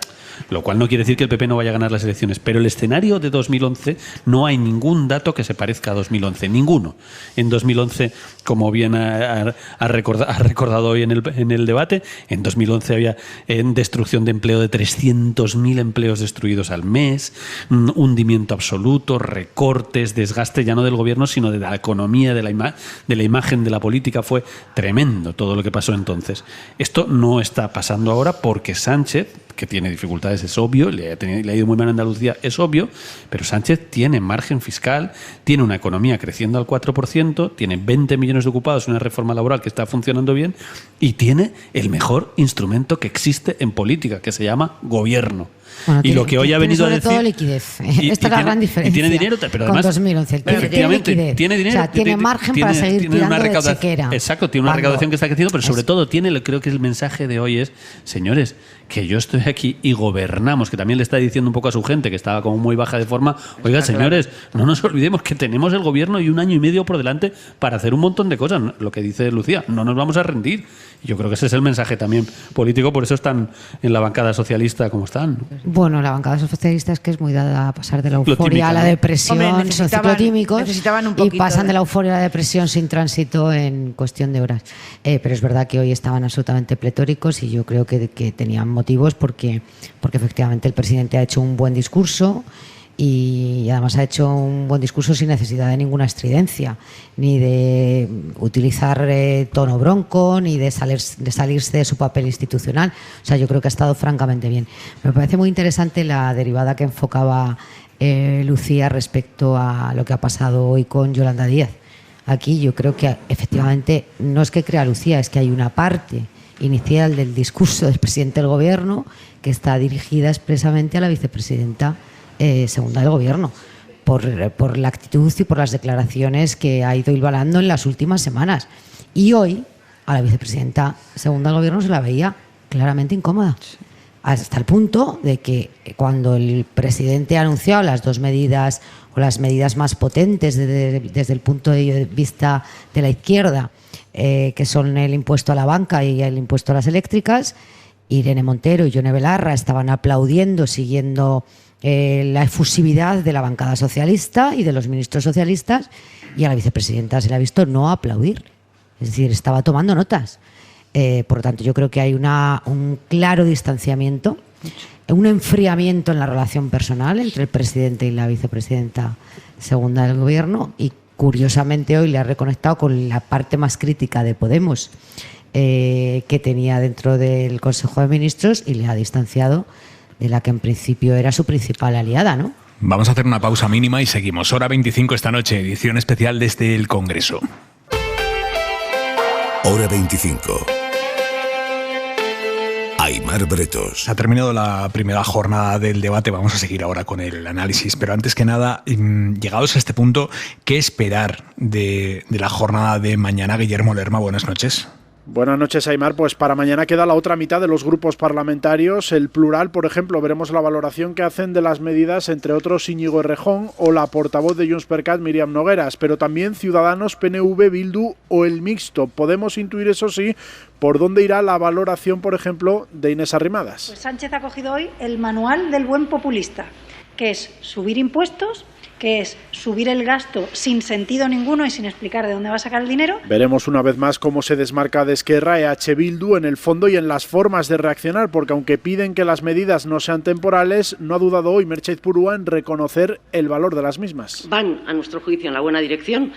Van en consonancia con lo que le pedíamos al Gobierno desde hace meses. Mañana también empezaremos a conocer las propuestas de resolución de los partidos. Se abrirá una negociación entonces para pactar las conclusiones políticas del debate que se votarán en la última sesión del jueves. A pesar de los momentos de tensión dialéctica, política que se han vivido esta tarde, hoy lo que realmente ha marcado el contenido, y lo estamos hablando ahora, el contenido y el tono del debate, ha sido el discurso inicial del presidente, incluidos anuncios que a diferencia de lo que venía pasando en las últimas ocasiones, esta vez sí la Moncloa ha conseguido guardarlos con celo, en secreto, hasta su comunicación política, para que lo que quede hoy sea el anuncio en sí, el contenido de las medidas en sí, y no lo que se barajó pero se queda fuera, que es algo que le ha pasado muchas veces a este gobierno, que lo que termine quedando el día del anuncio sea lo que no se ha aprobado finalmente o lo que no se ha anunciado. Bueno, esto que van a escuchar ahora es muy resumido, lo nuclear del discurso del presidente hoy aquí en el Congreso.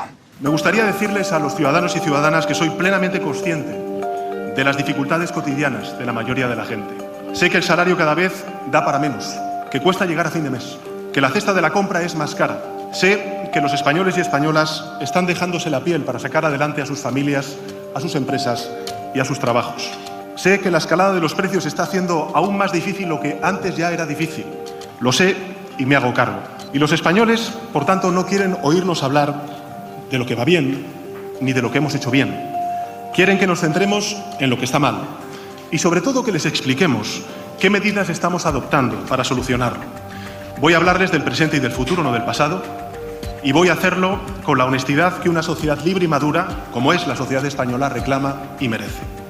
El gran reto que hoy tiene España se llama inflación. Les anuncio que el Gobierno bonificará el 100% de todos los abonos de varios viajes para los trenes del servicio público de cercanías, rodalíes y media distancia operados por Renfe. Y hoy les anuncio que desbloquearemos de inmediato la operación Campamento para la construcción de hasta 12.000 viviendas en la ciudad de Madrid, un 60% de las cuales serán viviendas públicas. Este Gobierno no va a tolerar que haya empresas o individuos que se aprovechen de la crisis para amasar mayor riqueza a expensas de la mayoría, porque las dificultades de la mayoría no pueden ser las alegrías de una minoría, y por eso vamos a poner en marcha un impuesto sobre los beneficios extraordinarios de las grandes empresas energéticas que recaudará 2.000 millones de euros al año durante los próximos 2 años.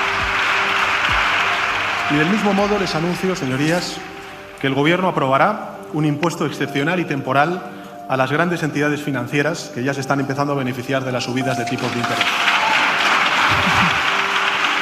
Y se estima que podremos recaudar en torno a 1.500 millones de euros al año. Se habla a menudo de los beneficios caídos del cielo, pero en realidad no son tales. Los sobrebeneficios no caen del cielo, salen del bolsillo de los consumidores que pagan los recibos.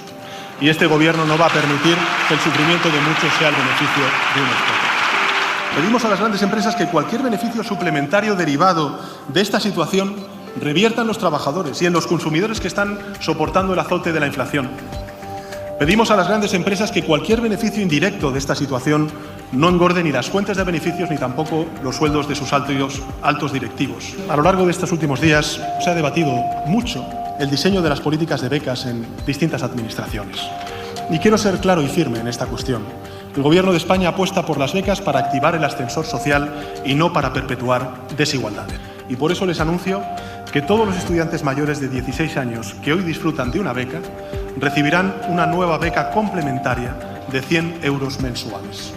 Esta beca la recibirán cerca de 1 millón de estudiantes en toda España, de septiembre a diciembre, porque queremos garantizar eso, la igualdad de oportunidades. Gobernaremos para sacar adelante a nuestro país guiándonos por el interés general, gobernaremos para la mayoría social de España.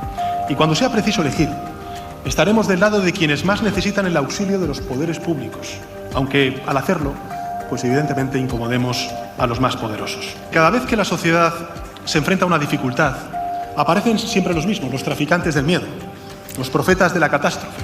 Sostienen que todo está mal, que el país se hunde, no analizan los problemas, sino que los distorsionan para extender el miedo y así mercadear con sus falsas soluciones. Por eso les pido a nuestros conciudadanos que no permitan que les roben la confianza, porque somos un país resistente, combativo, que se crece ante la adversidad y que saca lo mejor de sí mismo en las peores circunstancias. Y por tanto tengo una mala noticia que darles a quienes trabajan día a día por colocarnos palos en las ruedas, por negar evidencias y por celebrar el derrotismo. Y pese a su intensa actividad, que sepan que no vamos a parar y que les esperamos en el futuro. Bueno, esto es lo que ha planteado hoy el presidente Pedro Sánchez. Ya por la tarde ha sido el turno de los partidos políticos, empezando por el PP, cuyo líder hoy estaba aquí presente, Feijóo, en el Pleno, sin poder intervenir, sin poder hacer nada más que recibir las apelaciones a las que no puede contestar porque es senador, no es diputado. Me permitirá el señor Feijóo que me dirija a la portavoz y me ciña, por tanto, al reglamento y no pueda dirigirme a usted. Es el mínimo decoro, no entiendo muy bien por qué ella protesta. No, en fin. Ha sido Cuca Gamarra, la portavoz parlamentaria del PP, quien ha confrontado hoy con el Gobierno su propuesta económica. Empecemos por la economía. Mariela Rubio, buenas noches. ¿Qué tal? Buenas noches. Sí, Gamarra ha calificado genéricamente las medidas anunciadas por Sánchez de parches, de insuficientes y de ser la nada, pero no se ha pronunciado específicamente acerca de su posición sobre el impuesto a las energéticas o el impuesto excepcional a los bancos. Cuando nos lleguen, los analizaremos, se ha limitado a decir, aunque Sánchez la interpelaba así. Digan si van a votar o no a favor de estas medidas. Digan si van a votar o no a favor de extender estas medidas hasta el 31 de diciembre.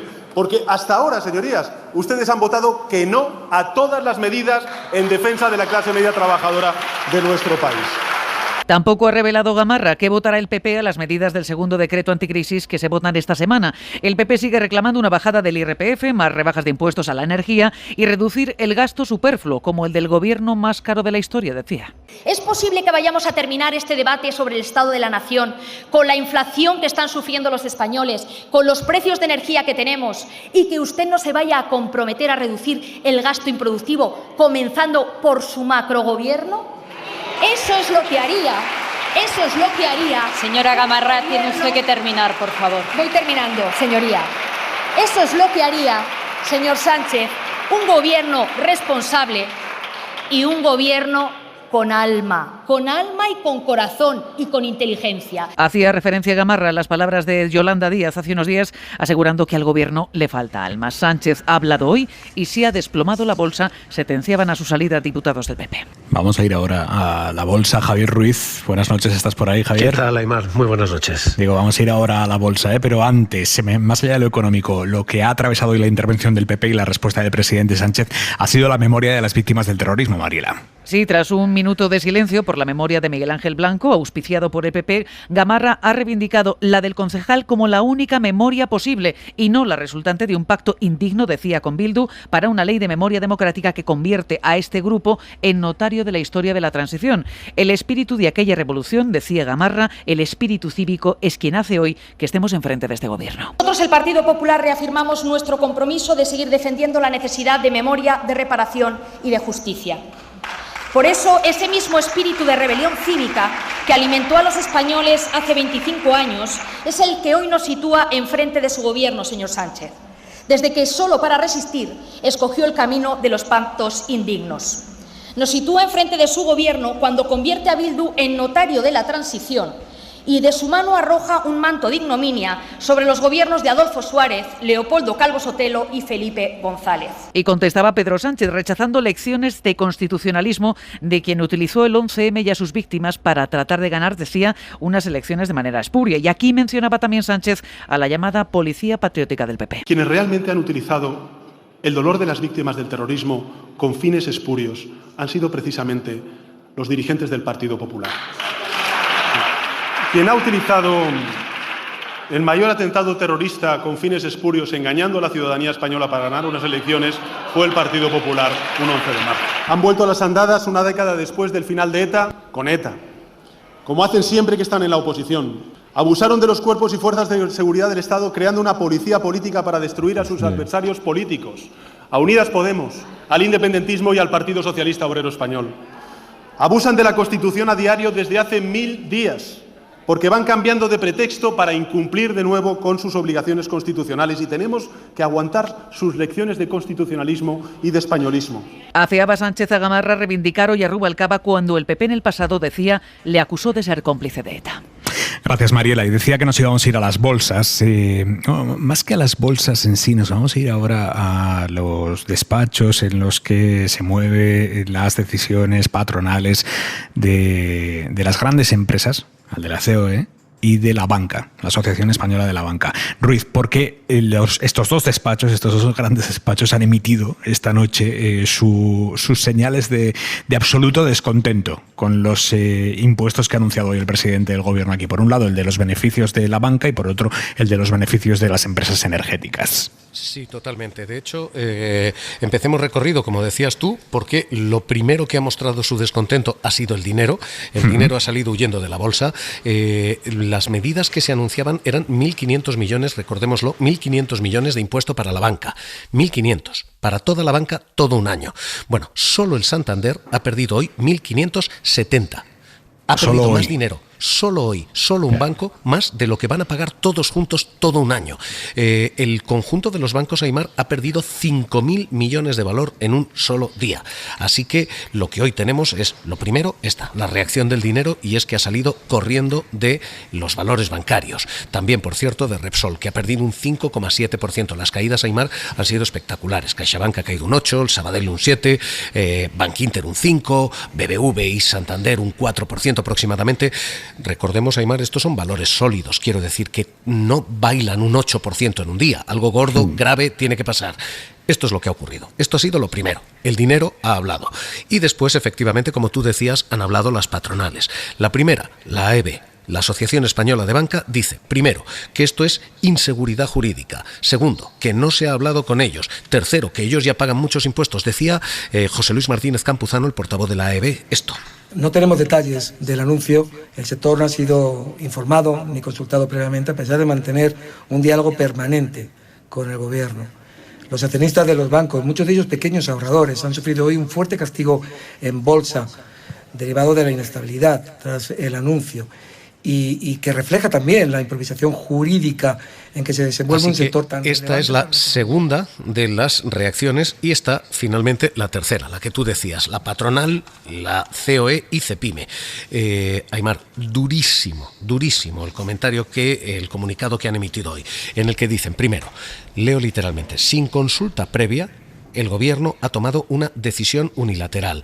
Ha preferido adoptar medidas de manera unilateral después de buscar un pacto que debería haber hecho y que debería haber formado parte otros grupos políticos. Y acaba con un párrafo, 2 folios, en los que dice, además de un escenario de subida de tipos de interés, la creación de nuevos tributos a la carta supone una barrera añadida para las empresas españolas en el ansiado camino de la recuperación económica. Firman COE y Cepime. Es decir, los empresarios están diciendo, estos impuestos quizás ponen cuesta arriba la recuperación. Así que, como ves, Aimar, tú decías, esto no ha caído bien en los despachos. Madre mía, no ha caído bien, es un eufemismo muy generoso hoy. Hasta mañana, Ruiz. Cuídate, descansa. Un abrazo fuerte, hasta ahora. ¿Comprendís las quejas, los argumentos de la banca y de la gran empresa? Bueno, pues anunciado hoy por el presidente. No sé, yo puedo entender el malestar porque les afecta directamente. Pero esto de decir que el Gobierno no ha consultado con los empresarios ni con las entidades que representan los intereses de los pequeños ahorradores y luego utilizar a los pequeños ahorradores como escudo para no pagar impuestos, hombre, en fin, suena un poco a broma. Y lo de la inseguridad jurídica, pues podrán referirse a ello cuando conozcan la redacción del decreto, ¿no? O de la norma que dé forma jurídica a los nuevos impuestos. Como decía Carlos, en los próximos días vamos a escuchar no solamente por parte de los empresarios y de las entidades financieras y de las eléctricas grandísimas acusaciones al presidente del gobierno. Pero bueno, recordábamos hace un momento que este tipo de impuestos se han creado en otros países europeos como consecuencia de la inflación y también para tener liquidez para afrontar los gastos sociales. Y no se han oído semejantes reflexiones de este calado. Hombre, cuando la bolsa cae, pues ya rebotará, ¿no? Ya rebotará. Y yo creo que una situación tan grave y de tanta profundidad como es la crisis económica que tenemos en este momento encima, hay que pensar mucho más y mejor en beneficio de las mayorías sociales que no de las minorías empresariales, ¿no? Y esto de que pagaban ya muchos impuestos, hay que recordar que los bancos estuvieron muchos años después del rescate bancario que no pagaban impuestos. Lucía. Pues bueno, en términos generales yo creo que es curioso porque cuando el presidente ha ido desgranando las medidas sociales, el tema de las becas, el abono transporte y algunas otras cosas, pues bueno, los aplausos han sido bien, pero cuando ha dicho lo de la banca ha sido una explosión de aplausos en la bancada de la izquierda. O sea, algunos han levantado, han pegado, en fin, o sea que parece que esta es una medida muy popular, ¿no? Yo, francamente, yo no creo de verdad que haya un solo español, vote a quien vote, que vaya a derramar una lágrima porque a la banca le vayan a poner más impuestos. No, de verdad lo digo, O sea, creo que no hay ningún español, aunque voten a quien voten, a qué partido voten, aunque les guste el liberalismo, lo que quieras, que vaya a derramar una lágrima porque los bancos paguen más impuestos. Es verdad que la tesis de que los impuestos en realidad los vamos a pagar nosotros, ¿no? Los usuarios de los bancos. En las tarifas, sí. Pues bueno, pues es verdad que ese argumento, apuéstate algo a que va a ser el principal, ¿no? Que van a decir los economistas de guardia, que por cierto, los economistas la prensa económica está tan lejos de la gente, está tan lejísimos de la gente, ¿no? Más lejos que nosotros, que tampoco. Pero es verdad que están muy lejos de la gente en su contenido. Yo creo que más allá de eso, realmente las comisiones de los bancos ya las cobran independientemente de los impuestos que paguen, de verdad. O sea, si me van a repercutir un poco más en las comisiones, bueno, pues es que ya me cobran muchas. O sea, que yo realmente creo que ese no es un argumento cierto, ni es un argumento concreto, es un argumento de tipo, digamos, ideológico, económico o del orden liberal, ¿no? Que digamos que es el que es el predominante, digamos, en lo que es la conversación sobre la economía. España tiene varias particularidades. Una de las particularidades es que la banca española es de las pocas del mundo que no solo no ha recuperado el dinero que se metió, porque la mayoría de los países que metieron muchísimo dinero, como metió España, porque todo el mundo salva, en un momento dado todo el mundo tuvo que salvar a sus bancos. Incluso algunos pusieron incluso más dinero que los 60.000 millones que puso España. Pero la mayoría de esos países recuperaron el dinero. Una de las grandes particularidades de España es que se han perdido 47.000, si no recuerdo mal, hablo de memoria, 47.000 millones de euros que no se van a recuperar. Y eso no ha pasado en la mayoría, no ha pasado en el Reino Unido, no ha pasado en Estados Unidos, no ha pasado en la mayoría de nuestro entorno. Con lo cual la banca ya tiene un debe muy importante, porque se dice, no, son las cajas, sí, es verdad, las que quebraron son las cajas, pero las que se beneficiaron de esa quiebra son las bancas, porque se quedaron con todo el mercado de las cajas. Sí. Y hemos pasado de tener, y lo sabe cualquiera que nos esté escuchando, hemos pasado de tener 50 bancos en España a tener muy pocas opciones y cada vez menos porque todos están cerrando oficinas, porque se destruyó por completo el sector. O sea que quiero decir que tienen ya un debe que es así, porque los españoles, todos, nos fuimos. Buena parte de la deuda que tenemos, de la alta deuda que tenemos, tiene que ver con eso. Con lo cual ya, para empezar, tenemos ese problema. Pero es que como añadido, ya por no hablar solo de la banca, sino de las grandes energéticas, otra de las excepciones que tenemos en España es como decía Lucía Méndez, el debate económico que tenemos en España. En la mayoría de los países europeos están poniendo, hoy lo ha anunciado Bélgica, impuesto del 25% y no salta. Hay discusión, obviamente, entre economistas, unos acuerdos, otros a favor, pero no es esta unanimidad que hay a veces en España en determinados medios de comunicación y sobre todo en los sectores económicos, de unanimidad, no se puede hacer nada. no se puede tocar ningún impuesto porque lo van a aplicar a esto, subir impuestos es absolutamente demagógico, no podemos hablar de nada porque es muy importante para nuestras multinacionales que no se toque nada. No es verdad. El sistema energético, las grandes energéticas españolas tienen un sistema fiscal que no es ni mucho menos de los peores de Europa y ganan mucho más dinero que sus homólogos en muchos países de Europa. Luego, algo está pasando en el sector aquí. Y por último, solo una cosa. El gobierno, con el tema de la banca, entiendo que estén enfadados porque no había aviso, porque el gobierno había dicho que no lo iba a hacer. Pero el impuesto a las energéticas, el gobierno ha avisado a las grandes energéticas muchas veces. Es más, y fue muy criticada la vicepresidenta por casi pedirles por favor que bajen los precios. ¿Por qué tiene que avisar el gobierno? No, además que no tiene.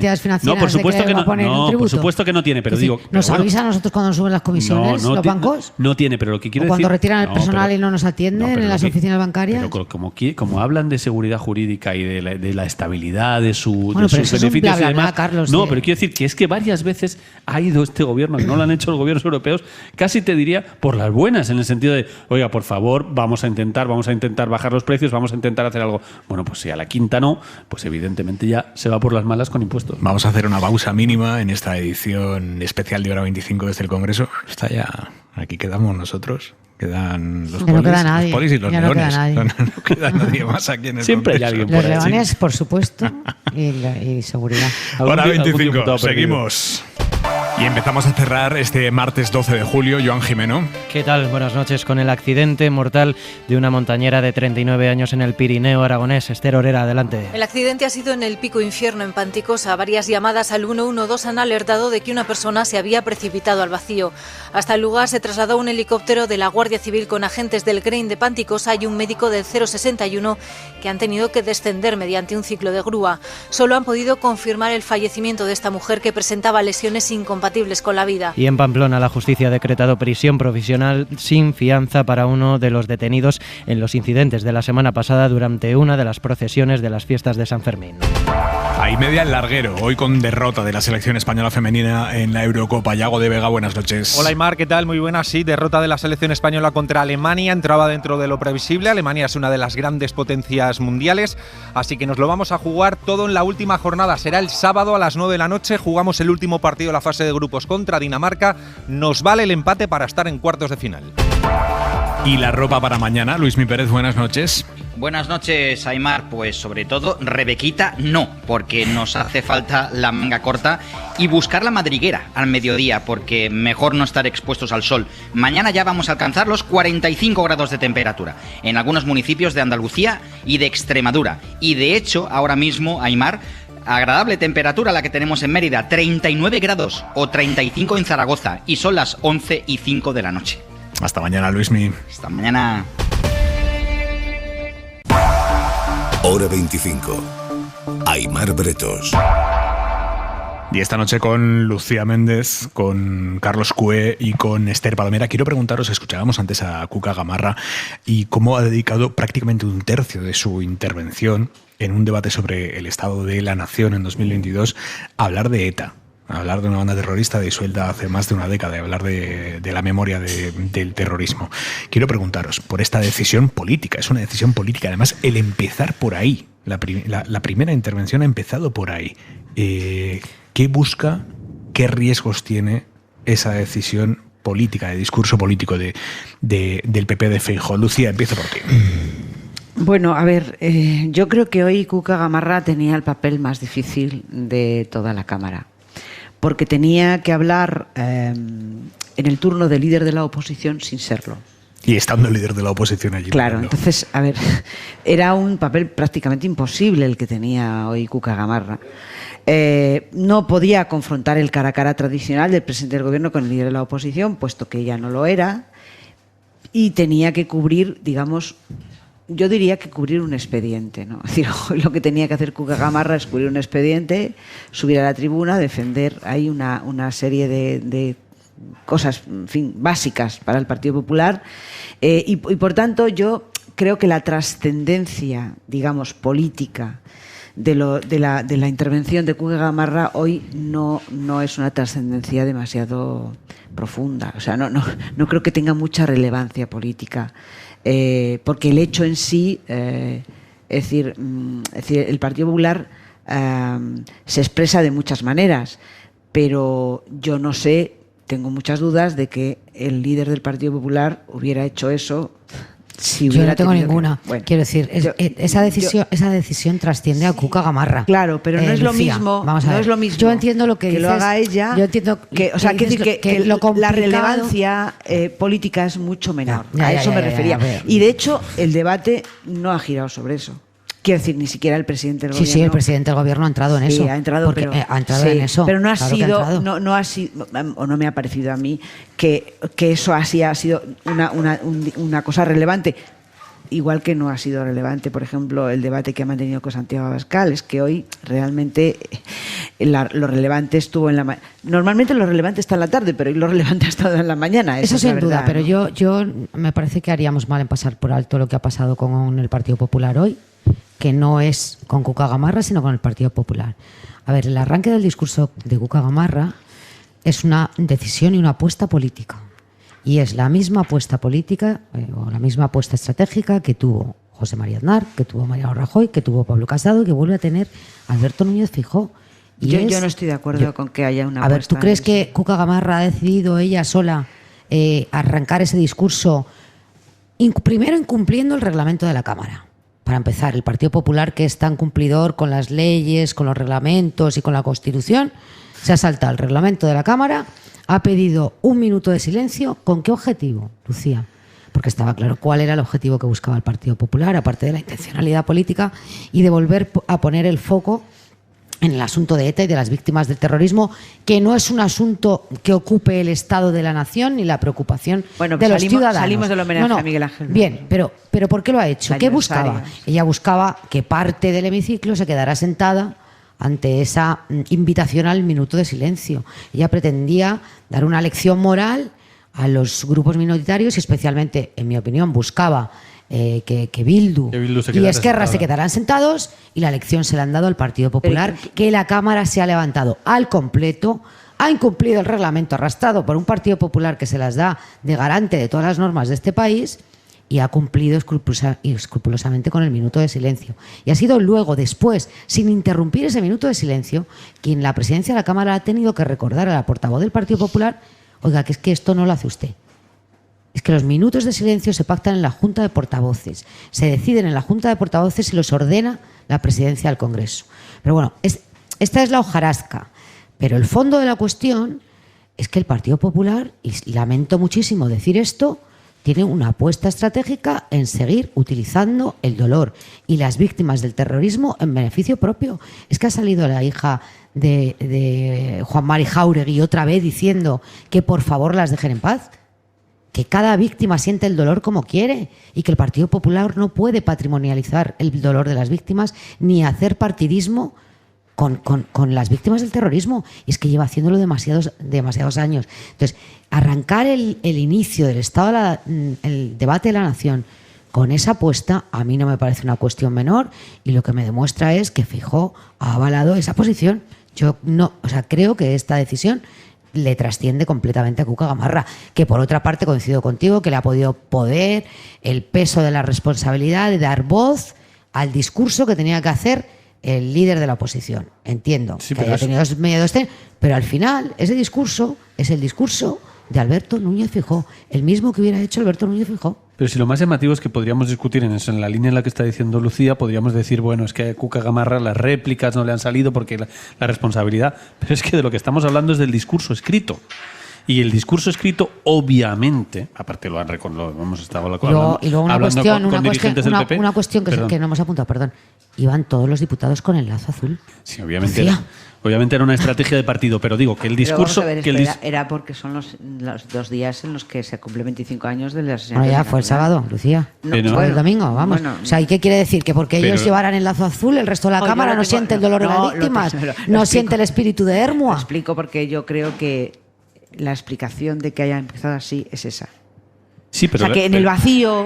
pero que lo podían haber hecho. Vamos, que de hecho lo hicieron durante el fin de semana en Hermua. Que han tenido marcos suficientes para reprochar lo que quieran reprochar al presidente del gobierno. Pero es que hoy no era el día. Hoy es, perdone, por concretar esto, el sábado fue el día del secuestro, 25 aniversario del secuestro, hoy es el día en el que lo meten en un coche. Claro. Sí, es el día de la mañana, es el día de la muerte. Quiero decir que había una justificación. Sí, no, o sea, no era una manera de provocar. Evidentemente, yo creo, no. en absoluto. La justificación existe, pero evidentemente es una decisión política y estoy absolutamente de acuerdo con Esther. Buscaban, porque si no, si quieres hacer un minuto de silencio, hablas con la presidenta como se tiene que hacer, hablas con la mesa y dices, oiga, yo quiero hacer en el día, efectivamente, un día importante como hoy, quiero hacer un minuto de silencio y quiero que toda la Cámara haga un minuto de silencio. Lo planteas y probablemente le habrían dicho que sí, porque no entiendo por qué le tendrían que decir que no.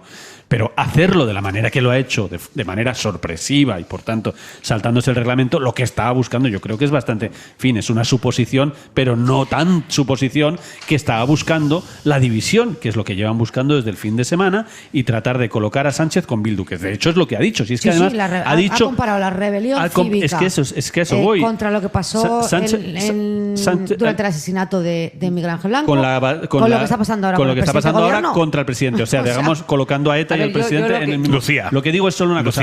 Bueno, perdón.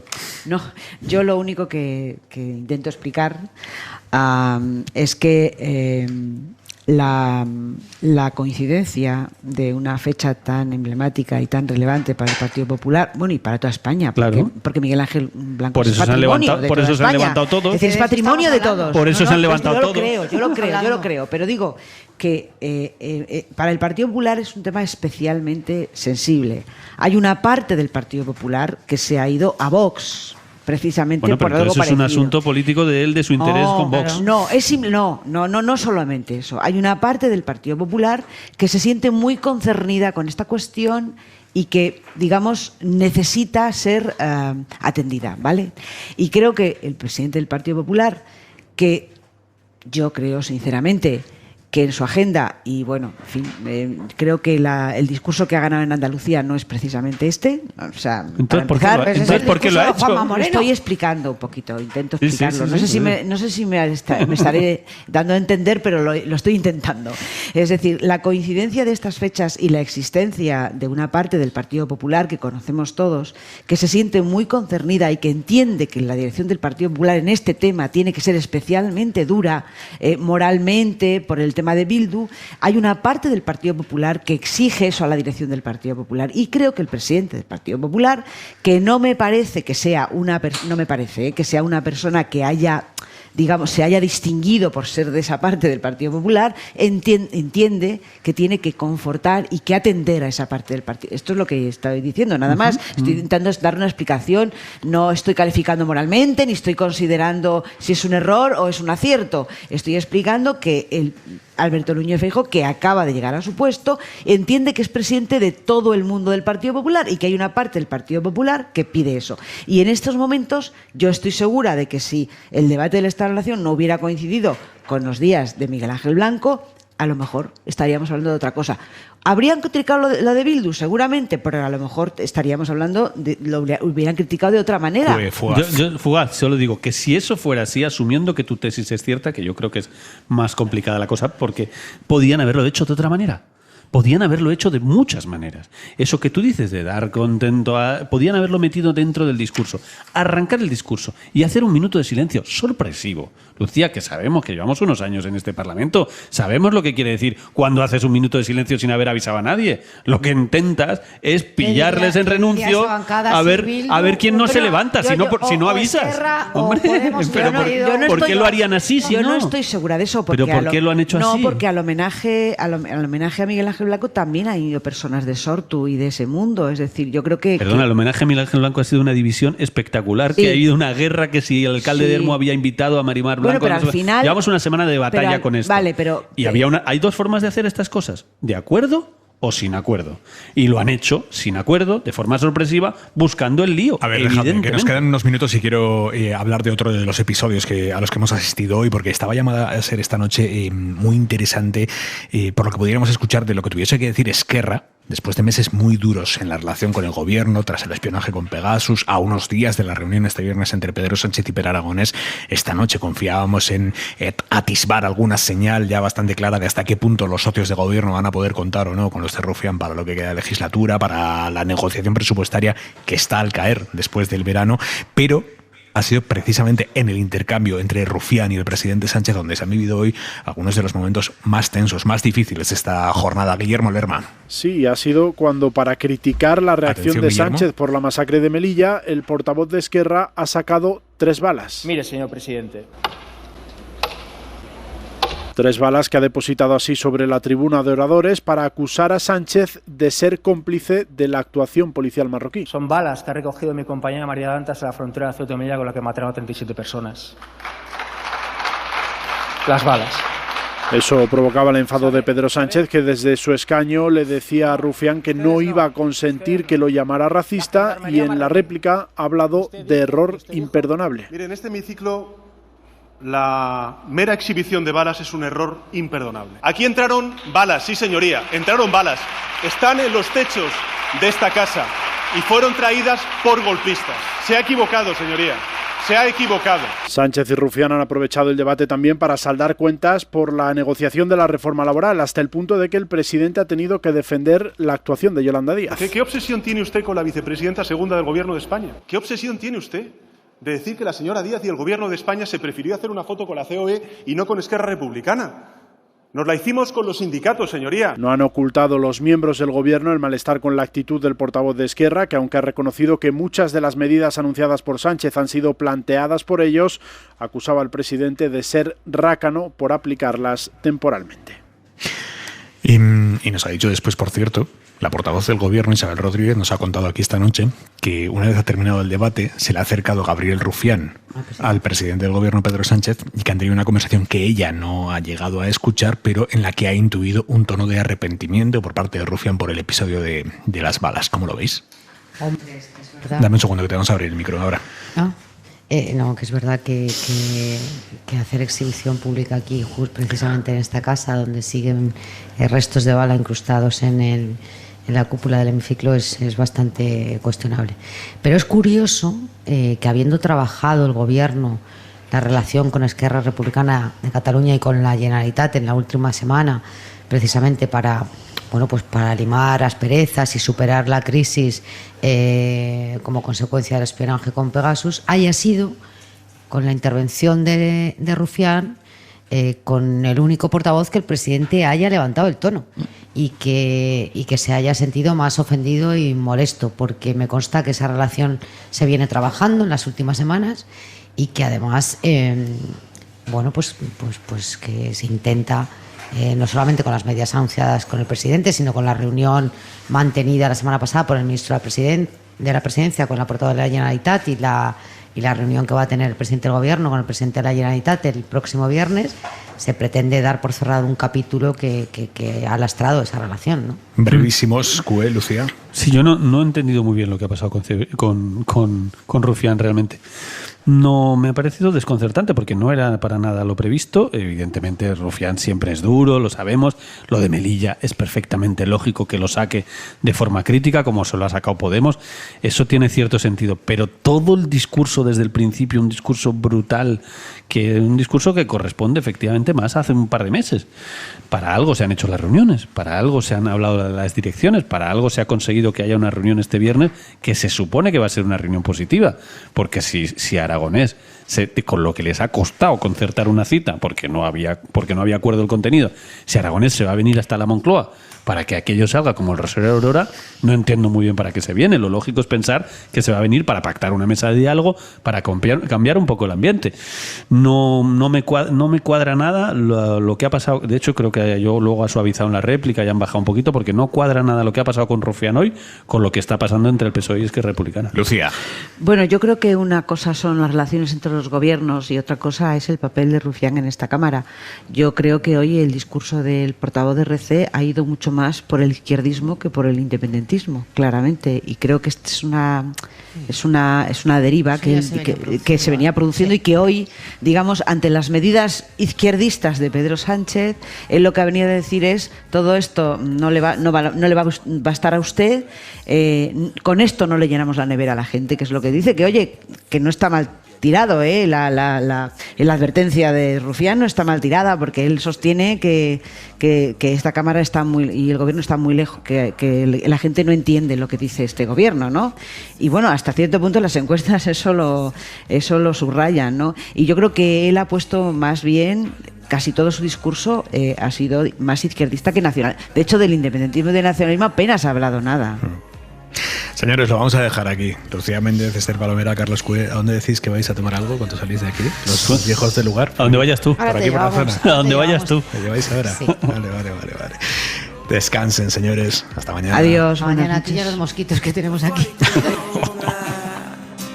Come lo volevi, dietro le serrande il sole, fuori come me te, quasi sempre bello pure. Oggi voglio andare al mare, anche se non è bello.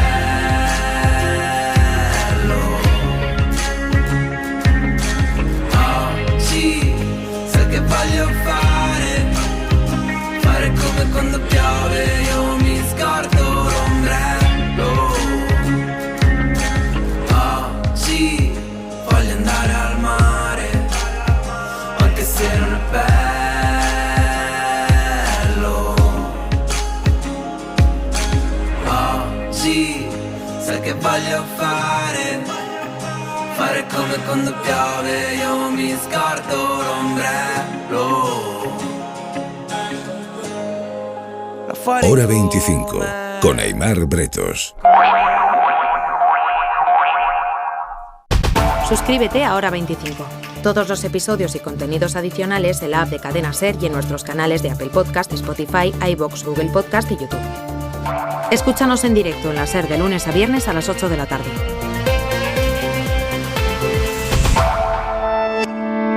Cadena SER. La radio.